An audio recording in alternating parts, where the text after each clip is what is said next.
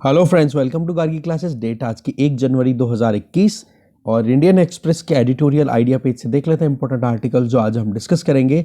सबसे पहले आपको नए साल की बहुत बहुत शुभकामनाएं और आपके परिवार को भी, और अपने गोल्स को अचीव करने के लिए पूरा एकदम तन मन धन एकदम पूरा अपने हथियारों के साथ तैयार रहो, जिससे कि आप टारगेट्स को अचीव कर सको। ओके, तो देख लेते हैं इंपॉर्टेंट आर्टिकल्स जो आज हम डिस्कस करने वाले हैं। देखो, आज ज़्यादातर नहीं, सारे ही आर्टिकल्स इस तरीके से है कि हमें कहीं ना कहीं 2020 को समराइज कर रहे हैं और 21 के लिए क्या करना चाहिए, बस वो है। तो इससे रिलेटेड हमारे देखो कुछ चीज़ें होती नहीं है एग्जाम पॉइंट ऑफ व्यू से अगर देखें, पर फिर भी एक आर्टिकल हम देखेंगे जो कि यहाँ पर एडिटर के द्वारा लिखा हुआ है, ये वाला आर्टिकल देख लेंगे।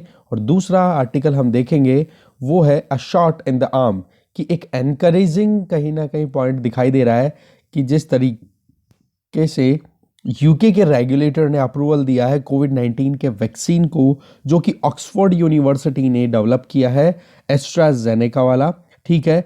और उसको प्रोडक्शन में कहीं ना कहीं हम देख सकते हैं इंडिया में जो करेगी सीरम इंस्टीट्यूट ऑफ इंडिया। तो इंडिया के लिए एक एनकरेजिंग हम कह सकते हैं एक रिजल्ट है। तो ये एक दो आर्टिकल्स, एक ये आर्टिकल हम डिस्कस करेंगे। बाकी आर्टिकल्स में प्रीवियस ईयर में गवर्नमेंट ने जो कुछ भी किया है, गवर्नमेंट को क्रिटिसाइज किया जा रहा है।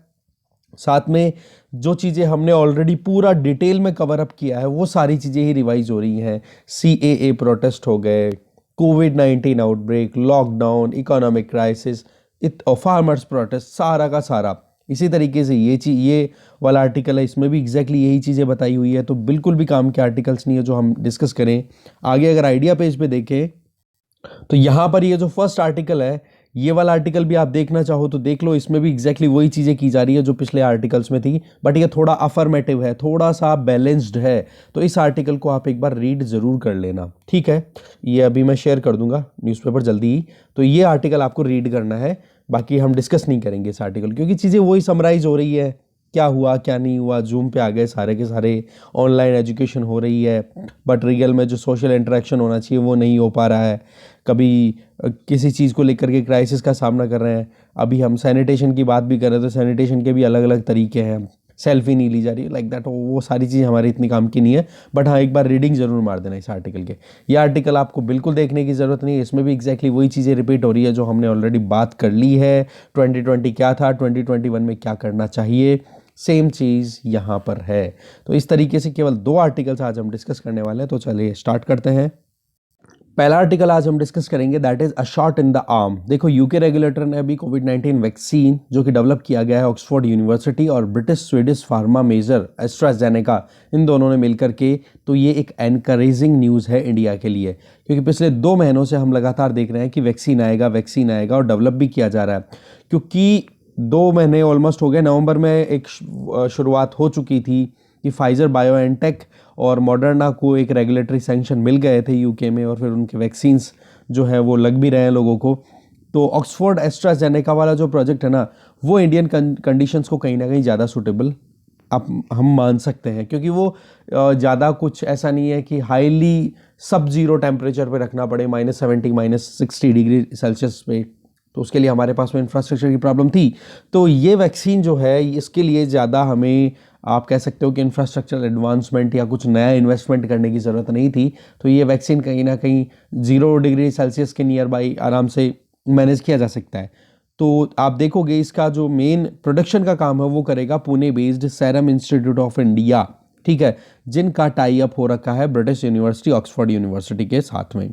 तो आप देख सकते हो इंस्टीट्यूट ने इंडियन ड्रग रेगुलेटर को भी अप्रोच कर दिया है कि इमरजेंसी यूज़ अप्रूवल दे दो, जिससे कि हम जल्दी से जल्दी वैक्सीनेशन और या फिर हम इनॉक्यूलेशन जिसको बोलते हैं वो प्रोग्राम स्टार्ट कर सकें। देखो, इसके अलावा देखें तो लेटेस्ट वैक्सीन की जिसकी बात करें तो आप देखोगे तो फाइजर जैसे जो वैक्सीन है, फाइजर के जो है वैक्सीन, वहाँ पर सबसे बड़ी प्रॉब्लम है लॉजिस्टिकल चैलेंज, जो मैंने बताया आपको टेम्परेचर वाली बात। मॉडर्ना वाला प्रोडक्ट है वो चलो ठीक है, थोड़ा सा मॉडरेट है, बट फिर भी कहीं ना कहीं कुछ एक्सटेंट तक हमारे लिए पॉसिबल नहीं है इंडिया में उसको ज़्यादा अफोर्ड करना। तो ऑक्सफोर्ड एस्ट्राजेनेका वैक्सीन जो है, इसकी एफिकेसी देखो वैसे तो 70% ही आई है यूके के क्लिनिकल ट्रायल्स में, बट फिर भी एक अप्रूवल देना अपने आप में बहुत बड़ी बात है। दूसरी चीज़, अगर फाइजर बायोएनटेक या फिर हम मॉडर्ना के वैक्सीन्स की बात करें तो वहाँ पर देखोगे तो 90% एफिकेसी दिखाई गई थी, तब जाके अप्रूवल दिया गया था। बट एक्सपर्ट जो है वो कहीं ना कहीं थोड़े से कॉशियस हैं, थोड़े से यूँ सावधानीपूर्वक आगे चलने की बात कर रहे हैं कि जो ट्रायल के रिजल्ट्स हैं ना वैक्सीन कैंडिडेट्स की, वो कहीं ना कहीं डाइवर्ट करते थे, क्योंकि 90% कहाँ पर एफिकेसी, कहाँ पर 70%, तो थोड़ा सा तो देखो आती है ना दिमाग में क्वेश्चन अपने आप ही, वही है, सेकंड तो आना वाजिब है। दूसरा, एक्सेसिबिलिटी एक अपने आप में हमेशा से की फैक्टर रही है, क्योंकि वैक्सीन की अगर बात करें तो ये इन्फेक्टियस डिजीज जो है उसको हमें कंट्रोल करने के लिए वैक्सीन के अलावा और कोई स्कोप अभी प्रॉपर दिखाई देता नहीं है। तो इस तरीके से अगर ऑक्सफोर्ड एस्ट्राजेनेका वाला वैक्सीन की अगर बात करें जो कि serum institute of India produce कर रहा है, तो वो हमारे लिए कहीं ना कहीं आप देख सकते हो सस्ता भी पड़ेगा और डिस्ट्रीब्यूशन भी इसका इजीली किया जा सकता है। ठीक है, तो आप देखने वाली बात यह है कि देखो एफिकेसी तो अपने आप में इंपॉर्टेंट है, बट एक तरीके से हमारे इंडिया में अगर उसका प्रोडक्शन होना शुरू हो जाए तो उसके लिए बड़ी अच्छी चीज़ है, और मिडिल इनकम कंट्रीज़ के लिए तो बड़ा अच्छी एक न्यूज़ कंसिडर की जा सकती है। ये जो ऑक्सफोर्ड एस्ट्राजेनेका वाला वैक्सीन हम अब एक तरीके से अप्रूवल मिल गया है। यूके के रेगुलेटर ने 2 डोजेस के लिए अप्रूवल किया है कि किस तरीके से, बोले 12 वीक्स का उनमें गैप रहेगा। एक वैक्सीन लग गया तो 12 वीक का मतलब आप मान लो 3 महीने हो गए। ठीक है, तो 3 महीने का गैप दे करके फिर दूसरा दिया जाएगा, क्योंकि रीज़न क्या है, आप इसकी एफिकेसी के पॉइंट ऑफ व्यू से देखो तो इसमें जो इम्यूनिटी डेवलप होगी ना उसकी कितनी लॉन्गेविटी रहेगी, कितने टाइम तक वो इम्यूनिटी बनी रहेगी किसी भी इंडिविजुअल में, वो अपने आप में एक देखने वाली बात रहेगी। तो रेसिपिएंट्स को जो भी दिया जाएगा, जो भी फर्स्ट लॉट दिया जाएगा, तो वहाँ पर देखा जाएगा कि वाकई में ये इम्यूनिटी कितने टाइम तक रहती है जो कि इस वैक्सीन के द्वारा डेवलप की जाएगी किसी भी इंडिविजुअल की बॉडी में। इसके अलावा आप देखोगे कि फर्स्ट राउंड इनोकुलेशन जो होगा, मतलब पहली राउंड में जो वैक्सीनेशन होगा, वो एक तरीके से आप देख सकते हो ट्रायल का ही एक्सटेंशन कंसिडर किया जा सकता है।